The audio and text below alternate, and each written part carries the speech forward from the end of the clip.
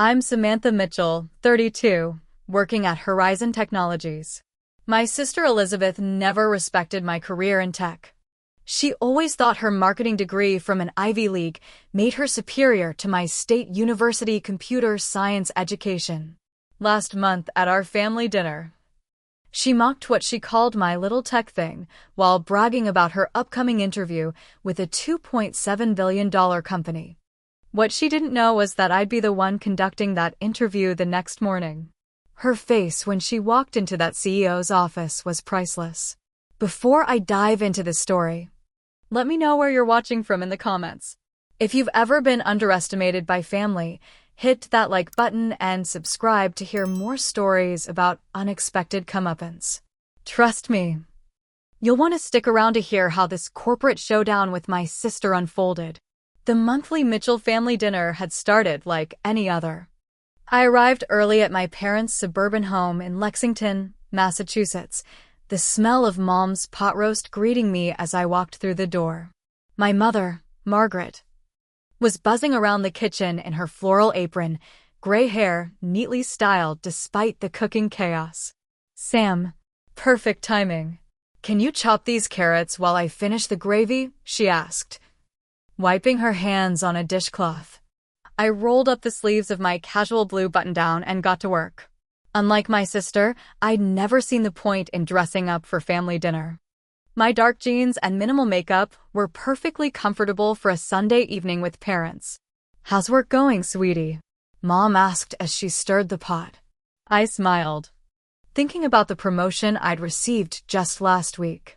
After 6 years at Horizon Technologies, I'd finally been named Director of Engineering, managing a team of 30 developers. It was a huge accomplishment, but I hadn't told my family yet. I wanted to share the news in person tonight. It's good, actually. I have some news too. The kitchen door swung open as my father Robert walked in, newspaper tucked under his arm. At 65, he still stood tall with a full head of silver hair. "There's my tech wizard," he announced, giving me a side hug. "Your brother just called. He'll be late as usual." James, my younger brother by 2 years, was perpetually running behind schedule. As an ER nurse, he often got caught up at work, but we were used to it. "How are things at the computer place?" Dad asked, pouring himself some water. Despite my years in the industry, he still couldn't quite grasp what I did. In his mind, I fixed computers all day. "It's a software company, Dad," I corrected gently. "And things are really good." I was just about to tell Mom that The doorbell's chime interrupted me. Dad checked his watch. That must be Elizabeth. Early for once. As my parents went to greet my sister, I pulled out my phone to quickly check emails. There was a new message from Alexander Chin, the CEO of Horizon Technologies, marked urgent. Curious. I opened it. "Samantha, I need you to personally conduct the executive interview for our new Chief Marketing Officer tomorrow. This candidate comes highly recommended, and I value your insight. The interview will be in my office at 10 a.m. Details attached." I felt a surge of pride. The CEO trusted me to interview for such a senior position. The candidate's name wasn't mentioned in the email, but I'd review the attachment later. I pocketed my phone just as Elizabeth's voice echoed through the hallway. "The traffic from downtown was absolutely dreadful," she was saying as she entered the kitchen. "Thank God for the heated seats in the new Audi." Elizabeth, at 35, looked like she'd stepped out of a corporate fashion magazine. Her tailored cream pantsuit probably cost more than my monthly rent, and her blonde hair was styled in a sleek bob that framed her perfectly made-up face. She looked me up and down, a slight frown crossing her features. "Sam, still rocking the casual programmer look." "I see." I forced a smile. "Good to see you too, Liz." Mom, ever the peacekeeper, jumped in. "Dinner's ready. Let's move to the dining room." As we settled around the oak table that had hosted countless family meals, the conversation flowed between safe topics: Dad's golf game, Mom's book club, the unseasonably warm spring weather. I waited for an appropriate moment to share my promotion news. So, Elizabeth, Mom said, passing the mashed potatoes, how's the job search going? Elizabeth had been laid off from her marketing director position at Paragon Media 3 months ago. She'd been uncharacteristically quiet about it, which told me the experience had wounded her pride. Actually, Elizabeth said, straightening up, I have some exciting news. She paused dramatically, ensuring all attention was on her. I have an interview tomorrow with Horizon Technologies. It's for their Chief Marketing Officer position. I nearly choked on my water. Horizon Technologies? My company? For the CMO position I was supposed to interview for tomorrow? That's wonderful, honey, Mom exclaimed. Isn't that where you work, Sam? Dad asked, turning to me. Elizabeth looked surprised. Wait, your little startup is called Horizon. It's hardly a startup, I replied evenly. Horizon Technologies is valued at $2.7 billion now. Elizabeth waved her hand dismissively. Well, whatever it is, this is huge. The CEO himself specifically requested to interview me personally. I bit my tongue. Alexander Chin had done no such thing. He delegated the interview to me. How did that come about? I asked, genuinely curious about her connection. Elizabeth preened. Gerald Hoffman recommended me. He's on their board of advisors and an old colleague from Paragon. She took a sip of wine. They're looking for someone to completely overhaul their marketing strategy. Apparently, it's been lacking. The subtle dig wasn't lost on me. My company's marketing had been my project for the last quarter, working closely with the previous CMO before she left for maternity leave. I'm sure they'll be impressed with your experience, I said neutrally, deciding not to reveal my role. Not yet, anyway. I was curious to see how this would play out. So, what about you, Sam? Elizabeth turned to me with a look I recognized all too well, polite interest masking condescension. Still doing your coding thing? I opened my mouth to mention my promotion, but Elizabeth continued without waiting for my response. You know, I'll probably need to hire some tech people once I'm in. Maybe I can put in a good word for you. Help you move up from the trenches. Dad laughed uncomfortably. I think Sam's doing just fine. Your little tech thing isn't really a career though, is it? Elizabeth interrupted. I mean, you've been doing the same job for what, 6 years now? No real advancement. The word stung, especially since they couldn't be further from the truth. I'd advanced consistently, taken on increasing responsibility, and now managed a substantial team. But Elizabeth had always dismissed my work as somehow less significant than hers. The CEO is expecting big changes, Elizabeth continued, clearly enjoying being the center of attention. He told Gerald they need someone with vision and ambition to take them to the next level. I took a slow breath. And you think that's you? Obviously, she said with a laugh. They're offering a compensation package that would make your eyes water, Sam. That's what a real career looks like. I maintained my composure, though inside I was seething. Not only was she insulting my profession, but she was also making claims about my company that I knew weren't true. Horizon Technologies is a major player now, Elizabeth continued. I've already got ideas that will revolutionize their market position. Sometimes these tech companies just need a real executive to come in and provide direction. As Elizabeth continued to outline her grand plans for my company, I made a decision. I wouldn't reveal who would actually be conducting her interview tomorrow. Some lessons were best learned firsthand. The rivalry between Elizabeth and me wasn't new. It had been the background radiation of my childhood, always present even when not actively harmful. As Elizabeth droned on about her interview preparation, my mind drifted back to our shared childhood in this very house. Elizabeth had always been the golden Mitchell child. 3 years older, she blazed through school collecting academic honors, athletic trophies, and social accolades with seemingly effortless grace. She was beautiful, charming, and knew exactly how to work a room, even at 12 years old. I, on the other hand, was the quiet one. While Elizabeth commanded attention at family gatherings, I could usually be found in my father's home office, fascinated by his computer. By 10, I was teaching myself basic programming. By 14, I'd built my first rudimentary website. Remember when Sam went through that phase of taking apart all the electronics in the house? My mother laughed, bringing me back to the present. We couldn't leave a calculator unattended. I was trying to understand how they worked. I defended myself, smiling at the memory. Meanwhile, I was winning the regional debate championship, Elizabeth added, somehow making it a competition even decades later. Our parents had tried to be fair and supportive of both their daughters, but Elizabeth had a way of demanding more attention. She needed constant validation, while I was content solving problems in my own space. This dynamic created an imbalance that became our normal. College applications were a nightmare, Mom continued. Elizabeth applied to 7 Ivy Leagues and got into 6, Elizabeth added, never missing an opportunity to highlight her achievements. What she didn't mention was that she'd also received a substantial financial aid package from Harvard, where she eventually went. Our parents were comfortably middle class, but not wealthy enough to afford Ivy League tuition without assistance. When my turn came, I chose Massachusetts State University for its excellent computer science program and because they offered me a full scholarship. I still think you settled, Elizabeth said, the old criticism surfacing again. You could have aimed higher.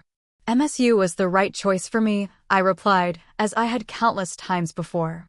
What I didn't say was that while she'd graduated with substantial student debt despite her partial scholarship, I'd started my career debt-free. Our early professional lives diverged just as our educational paths had. Elizabeth pursued marketing at trendy startups and eventually prestigious agencies, focusing on building an impressive network and maintaining a carefully curated image. She lived in a luxury apartment downtown, drove expensive cars, and wore designer clothes, often stretching her finances to maintain appearances. I took a different approach, joining Horizon Technologies as a junior developer when it was still a promising startup. I focused on building skills rather than an image, solving problems rather than collecting business cards. My apartment was modest, my car reliable but unremarkable, and my wardrobe functional rather than fashionable. But I had substantial savings, stock options that grew as the company did, and now, a director-level position. Sam's always been the practical one, Dad said, a hint of pride in his voice that Elizabeth immediately picked up on. Practical is another word for unambitious. She replied sharply. Some of us have vision. And some of us have substance over style, I countered, unusual for me to push back. Elizabeth's eyes narrowed. I have both. That's why I'm interviewing for a C-suite position while you're still, she waved her hand vaguely, doing whatever it is you do all day. Writing code that powers systems used by millions of people, I supplied. Right, typing on a keyboard in a dark room somewhere, she dismissed. Meanwhile, I'll be making strategic decisions that actually drive business forward. The conversation was following a familiar pattern, with Elizabeth positioning her work as inherently more valuable than mine. What was different this time was knowing she would be interviewing at my company tomorrow, with me. Tell us more about this interview, Mom said, trying to defuse the tension. It sounds like an amazing opportunity. Elizabeth leaned forward eagerly. The role reports directly to the CEO. I'd be responsible for all marketing strategy, brand positioning, and go-to-market planning. They're looking to increase market share in the enterprise space. This was partly true, but also demonstrated that Elizabeth hadn't done her homework thoroughly. Horizon had already established a strong enterprise presence. Our current focus was expanding into international markets. I'll be managing a team of at least 20 people, she continued confidently, including all the tech people who handle the website and digital marketing. I suppressed a smile. The digital experience team at Horizon included some of our most talented engineers, who would certainly bristle at being described as tech people who handle the website. So you'll be Sam's boss? Dad asked innocently. Elizabeth laughed. Well, not directly. Sam's probably buried somewhere in the engineering department.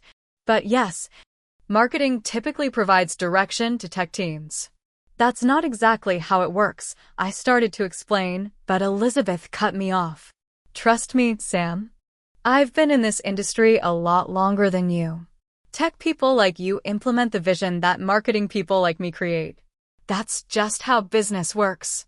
James, my brother, chose that moment to arrive, still in his hospital scrubs. Sorry I'm late, he announced, kissing Mom on the cheek before taking his seat. What did I miss?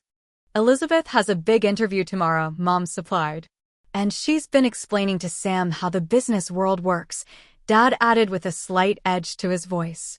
James, who knew exactly what my position at Horizon entailed, caught my eye. Is that so? I was just saying that Sam's little tech thing isn't really a career path. Elizabeth explained condescendingly. There's no real advancement or leadership opportunity. James nearly choked on the water he was drinking. You can't be serious. It's fine, James, I said quietly. Tomorrow would be revelation enough. But Elizabeth wasn't finished. As dinner progressed, she continued to diminish my career while inflating her own prospects. With each glass of wine, she became more explicit in her dismissal. The problem with programmers is they lack creativity, she declared. They need people like me to tell them what to build. James, protective as always, jumped in. That's ridiculous, Liz. Sam is one of the most creative problem solvers I know. You're a nurse, James. What would you know about corporate dynamics? Elizabeth dismissed him just as she had me. I could see the hurt flash across James's face. He'd faced similar dismissals from Elizabeth about his choice to pursue nursing rather than medicine. I think both of your careers are valuable, Mom interjected, her standard response when Elizabeth started ranking professional worth. Of course they are, Elizabeth said with false generosity. But let's be honest, there's a reason CMOs make 3 times what programmers do. We drive the business forward. I knew for a fact that at Horizon, engineering directors like me earned comparable salaries to marketing executives, but correcting her would mean revealing more than I wanted to at this point. Maybe Sam should consider a career change, Elizabeth suggested, as if offering helpful advice. You're still young enough to pivot into something with more potential. That was the moment I nearly told her exactly who would be evaluating her potential tomorrow morning. But instead, I simply said, I'm happy with my choices, Elizabeth. She took my response as confirmation of her assumptions. Well, not everyone is cut out for the executive track. There's no shame in that. The patronizing tone was too much. I excused myself to help clear the plates, needing a moment away from the table. In the kitchen, James followed me. Why aren't you saying anything? He whispered. You're literally a director at Horizon now. I have my reasons, I replied quietly. Let's just get through dinner. Your little tech thing isn't a career. Elizabeth's voice carried from the dining room as she continued holding court with our parents. Real executives like me make the important decisions. The CEO of a $2.7 billion company specifically requested to interview me personally.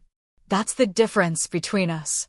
I just smiled quietly and returned to the table for dessert. Tomorrow would be interesting indeed.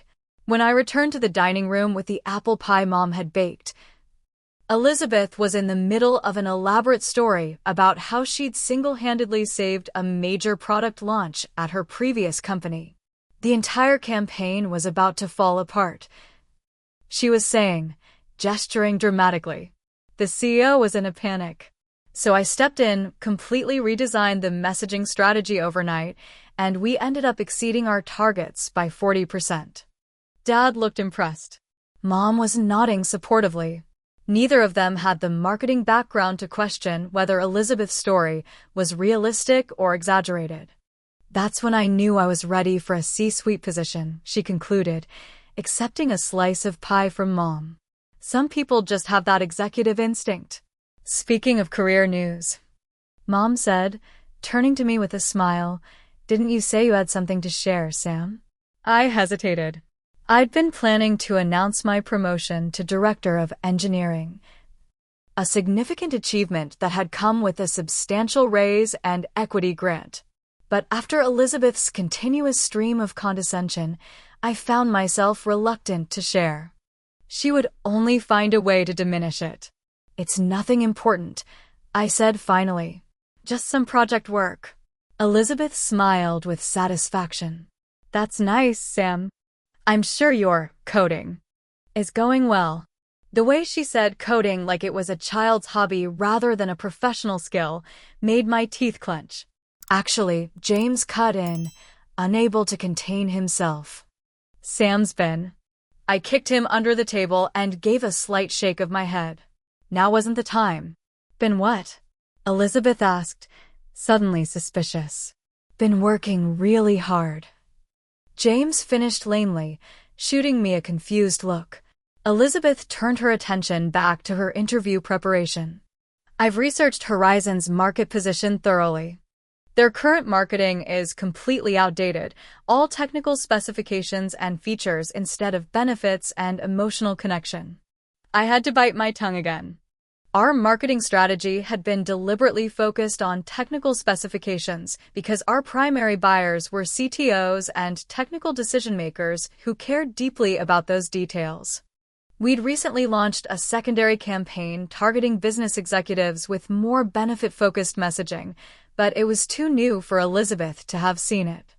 "The tech industry is full of companies with solid products but no idea how to position them," she continued. "That's why they need marketing executives with vision."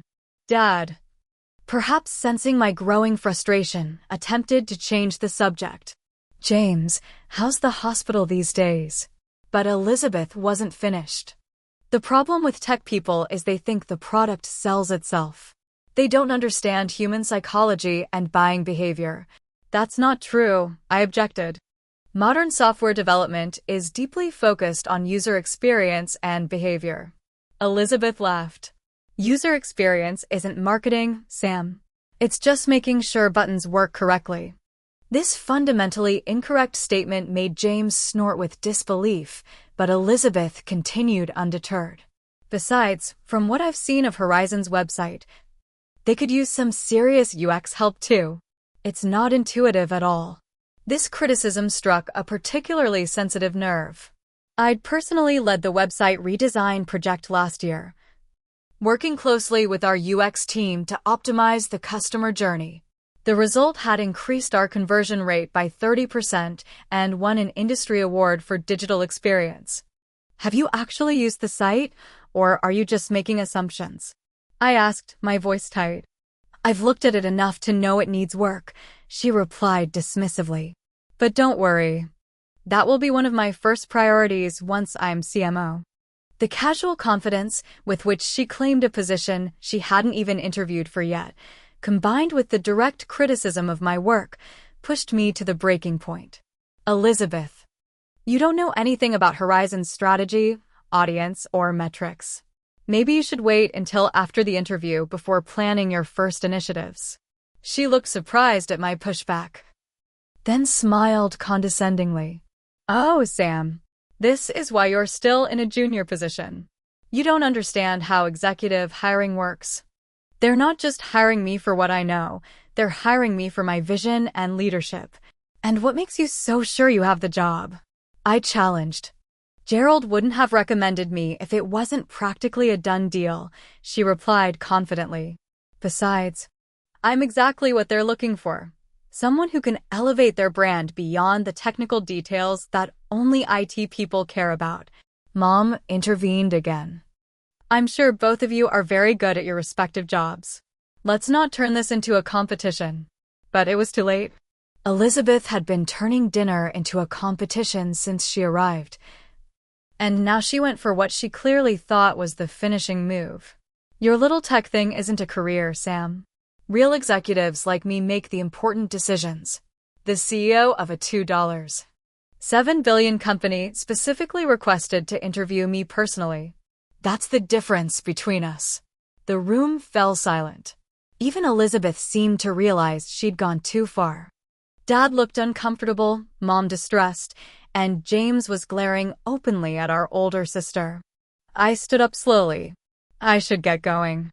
I have an early meeting tomorrow. Sam, don't leave. Mom pleaded. We haven't even had coffee yet. I'm sorry, Mom. I really do need to prepare for tomorrow. I kissed her cheek, then Dad's. Dinner was delicious. I'll call you tomorrow. Elizabeth, perhaps feeling a twinge of guilt, said, Don't be so sensitive, Sam. I'm just trying to help you see your potential. I looked at her directly. I know exactly what my potential is, Elizabeth. Better than you might think. With that cryptic response, I said goodbye to James and left. The cool night air a welcome relief after the heated dining room. During the drive home, my phone rang. It was Mom. Sam, I'm so sorry about Elizabeth's behavior, she said immediately. Your father and I should have said something. It's okay, Mom. I'm used to it. That doesn't make it right, she insisted. We're very proud of what you've accomplished, even if we don't always understand the details. Her words warmed me despite the evening's tension. Thanks, Mom. I appreciate that. After we hung up, a text came through from James. Why didn't you tell Liz you're going to be interviewing her tomorrow? Would have loved to see her face. I smiled and replied, Some things are worth waiting for. At home. I opened my laptop and reviewed Elizabeth's job application materials that had been attached to the CEO's email. Her resume was impressive at first glance. Prestigious education, progressive responsibility at well-known companies, measurable results highlighted throughout. But as I dug deeper, I noticed inconsistencies and what appeared to be exaggerations. Projects she claimed to have led single-handedly would have required teams. Metrics she took credit for improving didn't align with the timelines of her employment. I prepared professional, fair interview questions that would probe these areas without being obviously targeted. Despite our personal history and her behavior at dinner, I was determined to conduct an objective evaluation. If she was truly the best candidate, my personal feelings shouldn't interfere.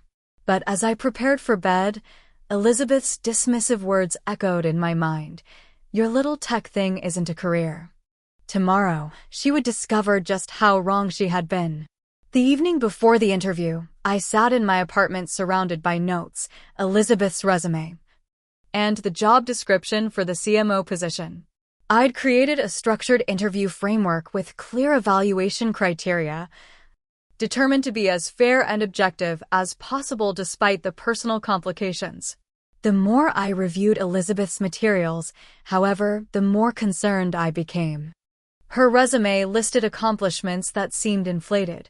A 200% increase in lead generation at Paragon Media, single-handedly securing partnerships with Fortune 50 companies, personally designing campaigns that revolutionized their clients' market positions.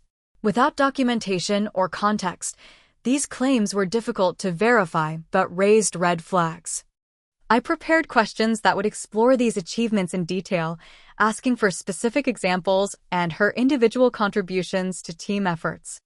These weren't gotcha questions. They were the same professional inquiries I would make of any candidate with similar claims. Around 9 p.m., my phone rang. It was Diane Foster, my longtime mentor at Horizon and our current VP of Product. Sam? Hope I'm not calling too late, she said when I answered. Not at all. I'm just preparing for tomorrow's interview. That's actually why I'm calling. Alex mentioned you're interviewing the CMO candidate, who happens to be your sister. I sighed. Yes, Elizabeth Mitchell. I'm guessing he didn't realize the connection when he assigned me to conduct the interview. Probably not, Diane agreed. Want me to find someone else to handle it? This is a pretty clear conflict of interest. I'd been considering this ethical dilemma all evening. I've thought about recusing myself, but I'm worried it would look unprofessional to back out at the last minute. I've prepared thoroughly and am committed to being objective. That's admirable, but complicated. Diane said carefully, if she gets the job, people might claim nepotism. If she doesn't, she could claim bias. What if we add a second interviewer? I suggested. Someone at the executive level who could provide balance. That's smart, Diane agreed. I can join you. Having two perspectives will strengthen the process regardless of the outcome. We agreed to meet 30 minutes before Elizabeth's interview to align on our approach. After hanging up, I felt relieved to have Diane's support. Her presence would ensure the process remained fair and professional. I returned to my preparation, but found my mind wandering to my own career journey at Horizon. When I joined 6 years ago, the company had fewer than 50 employees. I was employee number 37, hired as a junior developer fresh out of college. Those early days had been exhilarating and exhausting, long hours, constant challenges, the thrill of building something from the ground up. I'd earned my first promotion to mid-level developer within 18 months, then to senior developer a year after that. 3 years in, I became engineering team lead, managing 5 other developers. Last year, I'd been promoted to engineering manager with 15 direct reports. And now, director of engineering, overseeing 30 developers and reporting directly to the CTO. Each step had come through demonstrated results, not connections or self-promotion. I thought about the sacrifices I'd made along the way. Weekends working to meet launch deadlines. Vacations cut short to handle system emergencies. Countless hours of self-education to stay current with evolving technologies. Unlike Elizabeth's career, which seemed built on visibility and networking, mine had been built on tangible contributions and problem-solving. My approach had earned me something Elizabeth couldn't comprehend, the genuine respect of my colleagues. When Alex Chen had promoted me to director, he'd cited not just my technical skills, but my leadership abilities and strategic thinking. The same qualities Elizabeth had mockingly suggested I lacked. The irony wasn't lost on me. Tomorrow, I would be evaluating my sister's qualifications for a job she assumed was already hers, using the very executive judgment she believed I didn't possess. I closed my laptop around midnight, setting my alarm for 6 a.m. The interview was scheduled for 10 a.m. in the CEO's office, a deliberate choice that would maximize the impact when Elizabeth realized who would be evaluating her. Part of me felt guilty about not warning her. Would it have been kinder to let her know in advance? But then I remembered her words at dinner, "Your little tech thing isn't a career." Perhaps this lesson in humility was exactly what she needed. Morning arrived with gray skies and light rain. I dressed with unusual care. Selecting a tailored navy suit I reserved for board presentations and investor meetings. While I typically kept my brown hair in a simple ponytail at work, today I styled it in a sleek, professional updo. I applied light makeup and added small pearl earrings, subtle signals of authority that Elizabeth would immediately recognize. I arrived at Horizon's headquarters at 8:30 a.m.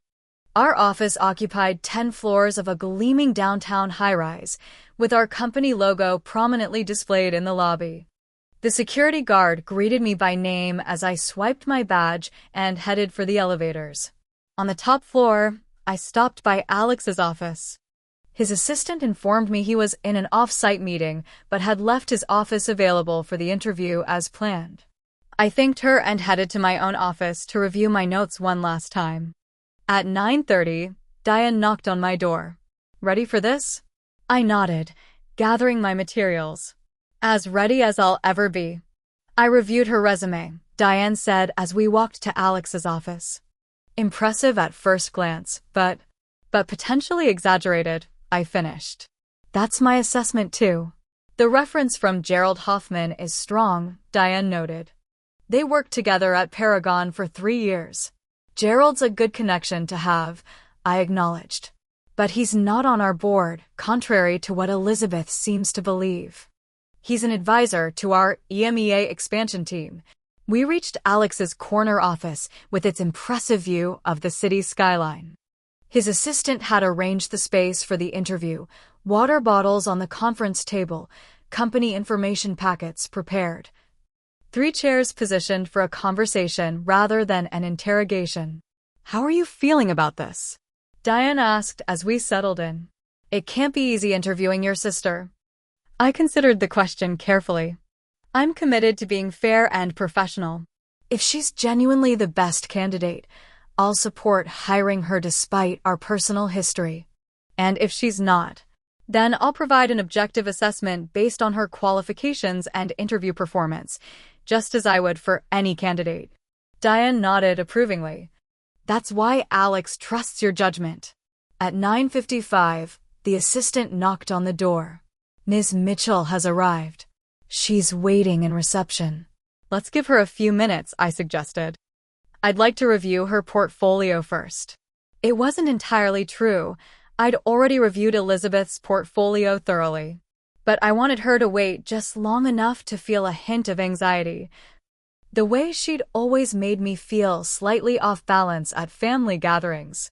At precisely 10:02, I nodded to the assistant. We're ready for her now. While we waited, I pulled up the security feed on Alex's computer, watching as Elizabeth was escorted through the office. She looked polished and confident in an expensive gray suit, her blonde hair perfectly styled. Walking with the assurance of someone who believed the position was already hers. I took a deep breath and exchanged a glance with Diane. The moment of truth had arrived. The door to the CEO's office opened, and Elizabeth stepped in with the confident smile she reserved for important professional connections. She was halfway into the room before she registered who was waiting for her. The recognition dawned in stages: confusion, disbelief, then shock as her eyes locked with mine. "Sam," she said, her voice higher than normal. "What are you doing here?" I stood and extended my hand professionally. "Good morning, Elizabeth. I'm Samantha Mitchell, Director of Engineering at Horizon Technologies. This is Diane Foster, our VP of Product. We'll be conducting your interview for the Chief Marketing Officer position today." Elizabeth stood frozen, her hand halfway extended as the implications sank in. I could see her mind racing, recalibrating everything she thought she knew about me, about this interview, about her prospects. There must be some mistake, she finally managed. "I was told I'd be meeting with Alexander Chin." "Mr. Chin sends his apologies," Diane explained smoothly. "He was called to an urgent meeting with our investors this morning. He's delegated the preliminary interview to us with his full confidence." Elizabeth's eyes narrowed slightly. "And you're Director of Engineering? Since when?" "I was promoted last month," I replied evenly. "I've been with Horizon for 6 years, progressing through various engineering and leadership roles." The information visibly destabilized her. All her assumptions about my career, assumptions she had vocalized so confidently just hours ago at dinner, were crumbling before her eyes. She recovered quickly, her professional mask sliding back into place. "Well, congratulations. That's surprising. Please have a seat." I gestured to the chair across from us. "We have a lot to cover." As Elizabeth sat down, I noticed her checking her reflection in her compact mirror and reapplying lipstick, her nervous habit since high school. Diane opened her portfolio and smiled warmly. "Ms. Mitchell, we've reviewed your resume and are impressed with your background. We'd like to start by discussing your experience at Paragon Media." Elizabeth launched into her prepared response, highlighting her role in growing Paragon's client base and implementing new marketing strategies. Her delivery was polished. But I noticed she kept glancing at me, clearly unsettled by my presence and position. "You mentioned increasing lead generation by 200% during your tenure," I noted, referencing her resume. "Can you walk us through exactly how you achieved that?" Elizabeth hesitated momentarily. "Well, I completely overhauled our digital marketing strategy. I implemented a multi-channel approach with targeted content marketing, paid search, and social media campaigns." "And you did this single-handedly?" I pressed gently. "I led the initiative," she clarified, already backing away from the implication in her resume. "Of course I had a team working with me." "How large was the team?" Diane asked. 8 people reported directly to me," Elizabeth replied. I made a note on my pad.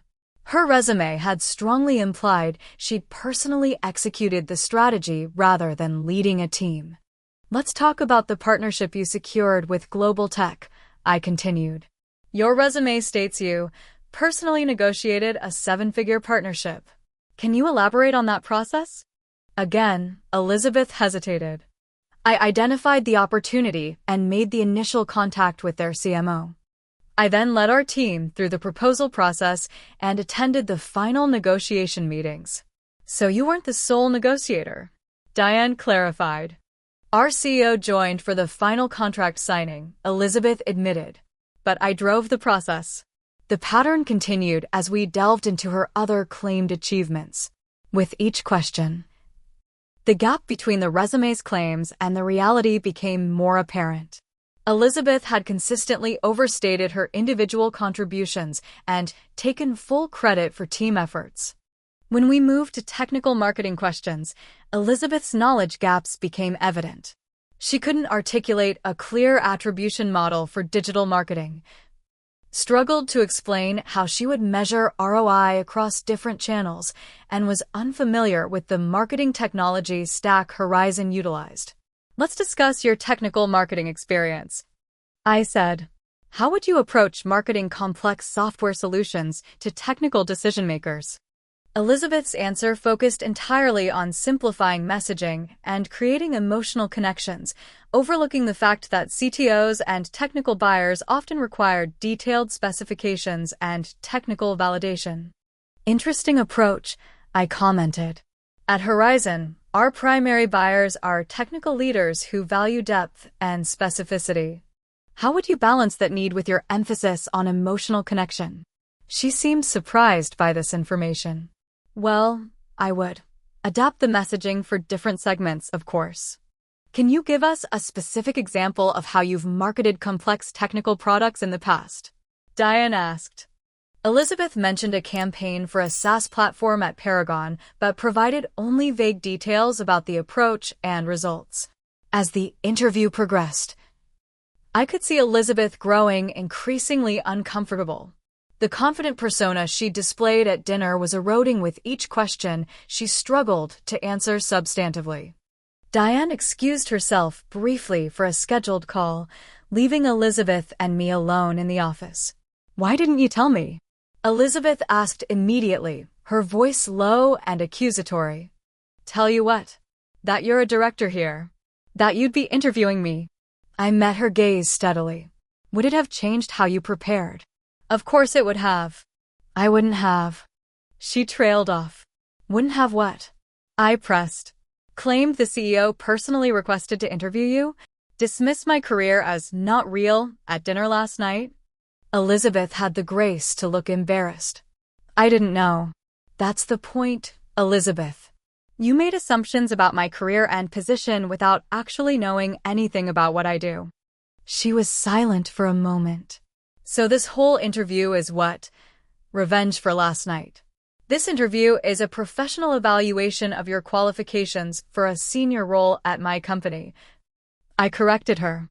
I've been completely fair in my assessment, asking the same questions we would ask any candidate who made the claims on your resume. You're enjoying this, she accused. I considered denying it, but honesty seemed more important. I won't pretend I'm not satisfied seeing you realize how wrong your assumptions about me were. But my professional integrity is more important than any personal satisfaction. If you were truly qualified for this role, I would support hiring you despite our history. Before she could respond, Diane returned. We continued with the remaining interview questions, covering Elizabeth's management experience, strategic thinking, and culture fit. By the time we concluded, it was clear that Elizabeth was not the right candidate for the position. Her marketing experience was primarily with consumer products rather than B2B software. Her technical knowledge was insufficient, and her leadership claims appeared exaggerated. Most concerningly, her inability to provide specific, concrete examples when pressed suggested a lack of depth in her experience. Thank you for your time today, Ms. Mitchell, Diane said as we wrapped up. We'll be in touch within the next week regarding next steps. Elizabeth gathered her portfolio, her movements stiff. "Thank you for the opportunity," she said formally. Then, looking directly at me, she added, "This has been enlightening." As she left the office, I felt a complex mix of emotions, vindication, certainly, but also a strange sadness. The gap between us had never been more apparent, but for the first time, Elizabeth had seen me clearly in my professional element. Whether that would change anything between us remained to be seen. After Elizabeth left, Diane and I remained in the CEO's office to debrief. "Well," Diane said, leaning back in her chair, "that was certainly one of our more interesting interviews." I rubbed my temples, feeling the tension of the past hour.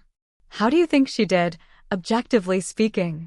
Diane considered the question thoughtfully.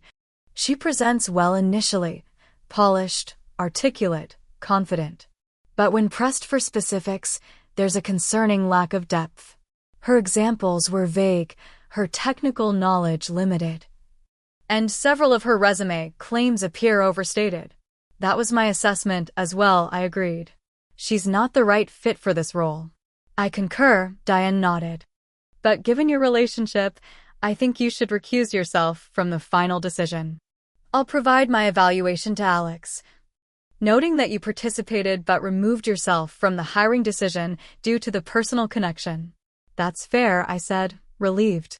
"I want the process to be beyond reproach." As we gathered our notes, Diane added, "For what it's worth, you handled that extremely professionally. It couldn't have been easy." "Thanks." "It wasn't," I admitted. After Diane left, I remained in the office reviewing my notes and preparing my formal evaluation. Around noon, Alex's assistant knocked on the door. "Sorry to interrupt, Sam, but there's someone asking for you in the lobby." "Elizabeth Mitchell?" "She says she's your sister." I wasn't surprised.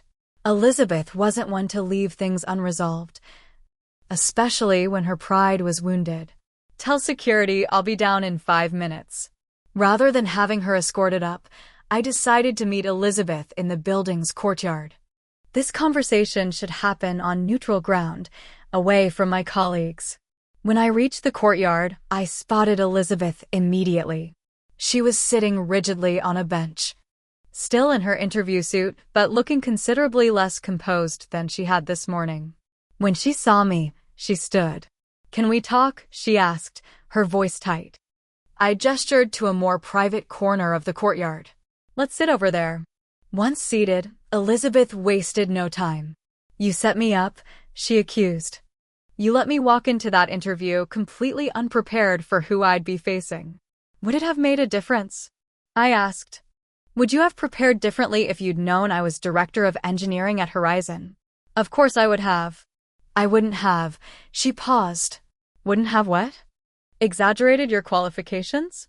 Claimed the CEO personally requested you? Or just not said all those dismissive things about my career at dinner last night?" Elizabeth had the grace to look slightly embarrassed. "I didn't know." "That's exactly the problem," I said firmly. "You made assumptions about my career based on outdated information and your own biases. You've been doing that for years. So this was your revenge? Humiliating me in that interview?" "No, Elizabeth. This was me doing my job. I asked you the same questions I would ask any CMO candidate. The fact that you found them difficult to answer isn't my fault. You could have warned me." "When? During dinner when you were mocking my little tech thing that isn't a career? Or when you were explaining how real executives like you make the important decisions?" Elizabeth flinched at hearing her own words repeated back to her. "I may have been insensitive." "Insensitive?" I laughed without humor. "You've been dismissing and diminishing my career for years. You've never once asked substantive questions about what I actually do or the level of responsibility I hold. You just assumed I was stuck in some entry-level position because I don't brag about my accomplishments the way you do." "That's not fair," she protested. "You never talk about your work in any detail. Because every time I try, you interrupt with some story about your own career that you find more impressive," I countered. "When was the last time you actually listened when I talked about my job?" Elizabeth fell silent, perhaps realizing there was truth to my words. For the record, I continued. I've been at Horizon for 6 years, advancing steadily. I started as a junior developer and worked my way up to director of engineering. I manage 30 developers and report directly to the CTO. I led the website redesign project you criticized last night, the one that won an industry award for digital experience last year. Elizabeth's eyes widened slightly. I didn't know. No, you didn't. Because you never asked. You were too busy assuming your career choices were inherently more valuable and prestigious than mine. She looked away, studying the courtyard's decorative fountain. So I didn't get the job. That decision hasn't been made yet, I said honestly. I've recused myself from the final determination due to our relationship. But based on your interview performance, I wouldn't get your hopes up. What was wrong with my performance? She asked. And I was surprised to hear genuine curiosity rather than defensiveness. Your resume contains claims you couldn't substantiate when questioned. You lack technical marketing experience that's crucial for this role. And you don't have a deep understanding of our industry or customers. I kept my tone professional, as if providing feedback to any candidate. Elizabeth was quiet for a moment. I did exaggerate some things on my resume, she admitted reluctantly. The marketing industry is competitive. Everyone does it. Not everyone, I corrected her. And it catches up with you eventually. Today it caught up with you. She looked at me with an expression I rarely saw on her face, uncertainty. What do I do now? The vulnerability in her question caught me off guard. For perhaps the first time in our adult lives, Elizabeth was asking for my guidance rather than offering unsolicited advice. Be honest about your experience and skills, I suggested. Apply for positions that truly align with your background. And maybe, stop assuming you know better than everyone else about their own careers. Elizabeth nodded slowly. I've been out of work for 3 months, she confessed. This was the first interview I've secured. I may have been compensating. By putting me down to build yourself up? She had the grace to look ashamed. It's a bad habit. It is, I agreed. And it's hurt our relationship for years. We sat in silence for a moment, the sounds of the city around us. Finally, Elizabeth spoke again. I was jealous, she said quietly. Of what? I asked, genuinely surprised. Of how easy everything seemed to come to you. You always knew what you wanted to do. You had this passion for computers that I never had for anything. I jumped from interest to interest, trying to find something that felt right. Marketing doesn't feel right. I asked. She shrugged. Sometimes. But I've always been chasing the next promotion, the next title, the next salary bump. I'm not sure I've ever stopped to consider if I actually enjoy what I'm doing. Her honesty was unexpected. For years, Elizabeth had presented her career as a series of triumphant advancements, each more impressive than the last. This admission of uncertainty was new territory. It's not too late to figure that out, I said, my tone softening. Elizabeth looked at me directly. I'm sorry, Sam, for last night and, well, probably for a lot of things over the years. It wasn't a complete apology, but from Elizabeth, it was significant. I nodded, accepting it for what it was. Thank you. As we sat there, something shifted between us, not a complete reconciliation, but perhaps the first step toward a more honest relationship. We weren't going to resolve years of competition and misunderstanding in one courtyard conversation, but it was a start. For what it's worth, I said as we stood to leave. You're an excellent presenter. With the right role and company, you could be very successful. Elizabeth managed a small smile. Thanks. That actually means a lot coming from you. She hesitated, then added, Director of Engineering, huh? Yep. That's really impressive, Sam. It was probably the first genuine compliment she'd given me in years. Thanks, Liz. As we parted ways, I didn't know what the future held for our relationship. But for perhaps the first time, Elizabeth had seen me clearly, without the distorting lens of her own assumptions. And maybe that was enough of a beginning. 1 month later, our family gathered again for the monthly dinner tradition. I arrived early as usual, helping Mom prepare the roast while Dad set the table. The atmosphere felt lighter somehow, the usual tension that preceded Elizabeth's arrival noticeably absent. "Have you talked to your sister since the interview?" Mom asked cautiously, aware something significant had happened, but not knowing all the details. "A few times," I replied, slicing carrots. "Brief calls, nothing deep." "And how is that?" I considered the question. "Different. Less competitive." Mom smiled, looking relieved. "That's good to hear." James arrived next, bringing a bottle of wine and his usual good humor. "So, is tonight going to be another episode of When Siblings Attack?" he joked. "Let's hope not," I laughed. When Elizabeth arrived, the change was immediately noticeable. Gone was the designer suit and perfectly styled hair. Instead, she wore casual slacks and a simple blouse, her blonde hair pulled back in a relaxed ponytail. She looked approachable.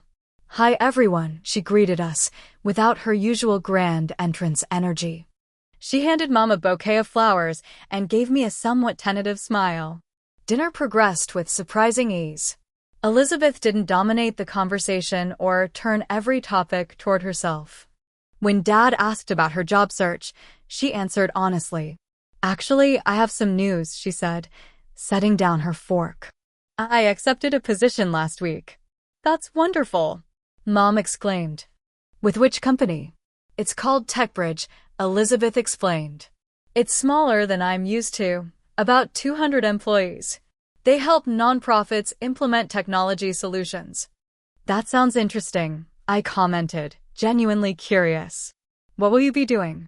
"I'm their new marketing manager," she said. There was a time when Elizabeth would have considered such a title beneath her, having previously been a marketing director. "I'll be developing their brand strategy and creating awareness campaigns for their services." "Manager, not director?" Dad asked, clearly thinking the same thing I was. Elizabeth nodded. "It's actually a good fit for my experience level. And the mission resonates with me, using technology to help nonprofits operate more efficiently." The lack of title inflation or exaggeration was refreshingly new. I caught James's eye across the table, and he looked as surprised as I felt.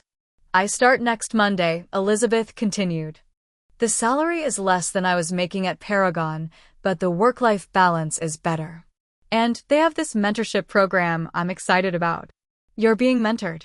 I asked, unable to hide my surprise. "Actually, I'll be mentoring young women interested in marketing careers," she clarified. "But I'm also taking some technical marketing courses to strengthen my skills in that area." This admission, that she had skills to strengthen rather than perfect, was perhaps the most significant change of all. As dinner continued, the conversation flowed naturally between all of us. Elizabeth asked James detailed questions about his nursing work, showing genuine interest. She inquired about Dad's retirement plans with none of her usual suggestions for how he should be doing things differently. And when Mom mentioned my recent presentation to Horizon's board of directors, Elizabeth turned to me with curious attention. "What was the presentation about?" she asked. "Our international expansion strategy," I explained, expecting her to quickly redirect the conversation back to herself. Instead, she asked follow-up questions that showed she was actually listening. "That sounds challenging. How did the board respond?" As I described the board's positive reaction and the subsequent green light for my team's expansion plans, Elizabeth nodded thoughtfully. "That's really impressive, Sam. Leading an international initiative is a big responsibility." Her compliment, delivered without any comparative reference to her own achievements, felt genuine in a way her previous acknowledgments never had. After dinner, while Mom and Dad prepared coffee and dessert, Elizabeth and I found ourselves alone on the back porch.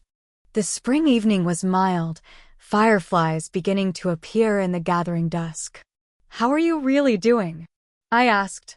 Elizabeth considered the question with unusual thoughtfulness. I'm recalibrating. The interview at Horizon was a wake-up call in more ways than one. How so? It made me realize I've been approaching my career all wrong, trying to climb the ladder as quickly as possible without building a solid foundation of skills. She traced a pattern on the porch railing. And I've been doing the same thing in our relationship, always trying to position myself as more successful, more accomplished. Why? I asked. Genuinely curious after all these years. She sighed. I think I've always felt I had to be exceptional to be valued. You seemed content being good at something you loved, whether anyone noticed or not. I never had that security. This vulnerability from Elizabeth was unprecedented. For the first time, I glimpsed the insecurity behind her lifelong competitiveness. I never saw it that way, I admitted. I always thought you looked down on my career because it wasn't as visible or prestigious as yours. I think I was jealous, Elizabeth said quietly. You found your passion early and committed to it. I've been bouncing between companies and roles, chasing titles and status, without developing real expertise in anything. It's not too late to change that, I offered. She nodded. That's what I'm trying to do at TechBridge. Focus on building skills rather than collecting impressive-sounding titles. We fell silent, watching the fireflies. It wasn't a complete reconciliation. Too many years of competition and hurt feelings existed between us for that. But it was a beginning. A first step toward a more authentic relationship. For what it's worth, I said finally. I think marketing manager at a company whose mission you believe in sounds more fulfilling than CMO somewhere just for the title. Elizabeth smiled, a real smile. Not the polished professional one she usually wore. I think so too. And that's new for me. When we rejoined the family for dessert, the atmosphere felt changed. Not perfect. Not completely healed, but evolving.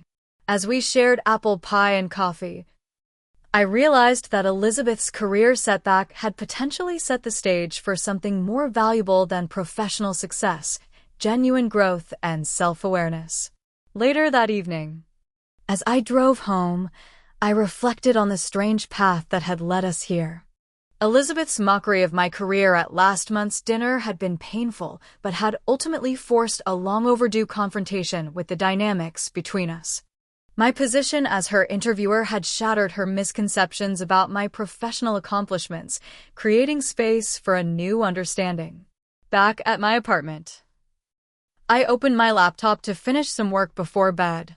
A new email from my CEO appeared. Sam, thanks for your integrity in the CMO interview process. We've extended an offer to Patricia Gallo from Nexus Software. On another note, your sister has asked me to serve as a reference for a marketing manager position. I was surprised given her previous focus on executive roles, but it seems she's taking a different approach. I provided a fair assessment of her interview performance while noting her presentation skills and creative thinking as strengths. Thought you should know. Alex. I smiled at the email. Elizabeth hadn't mentioned using Alex as a reference. But the fact that she was genuinely pursuing the TechBridge role rather than holding out for another executive position suggested her recalibration was sincere. The next morning at Horizon, I met with my team to discuss our international expansion project. As I looked around the conference room at the 30 talented engineers who reported to me, I felt a deep satisfaction in the career I'd built. Elizabeth had been wrong about so many things, but perhaps most fundamentally about what constituted success. Real success wasn't about titles or status or how impressed others were by your job. It was about building something meaningful, developing genuine expertise, and finding fulfillment in your daily work. By those measures, my little tech thing had become something substantial indeed, a career I was proud of, regardless of whether others understood its value. And in an unexpected way, the uncomfortable interview that had forced Elizabeth to see me clearly for perhaps the first time had also helped me appreciate my own journey more fully. Sometimes the most valuable recognition isn't from family or colleagues, but from ourselves, acknowledging the path we've chosen and the person we've become along the way. As I called the meeting to order and began outlining our expansion strategy, I realized that both Mitchell sisters were finally on paths that suited us. Different, but equally valid. And that, perhaps, was the most successful outcome of all. What about you? Have you ever been underestimated by family members or friends who didn't understand your career or passion? How did you handle it? Did you confront them directly or let your success speak for itself? Share your experiences in the comments below.